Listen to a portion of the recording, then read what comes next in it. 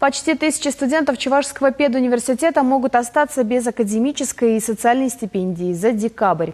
По словам временно исполняющего обязанности ректора Владимира Иванова, это связано с тем, что стипендиальный фонд вуза в этом году Министерство образования страны урезало на 12 миллионов рублей. Но при этом количество бюджетных мест не уменьшилось, а наоборот увеличилось. Из 900 студентов, обучающихся за счет государства, 820 получают еще и дополнительную социальную стипендию. Сегодня Министерством образования и науки Российской Федерации мы решаем вопрос о дополнительном выделении этих денег.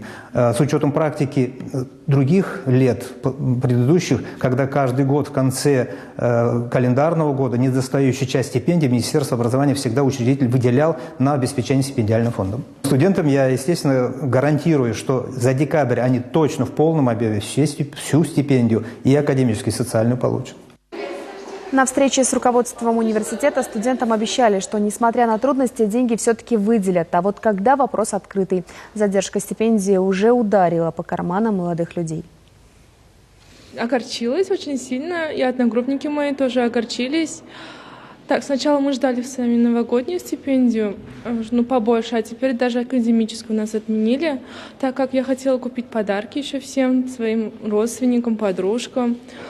Теперь денег нет, наверное, не получится, не знаю, посмотрим. Но нам обещали стипендию. Мы на первом курсе, у нас и так небольшая стипендия. Обидно, конечно.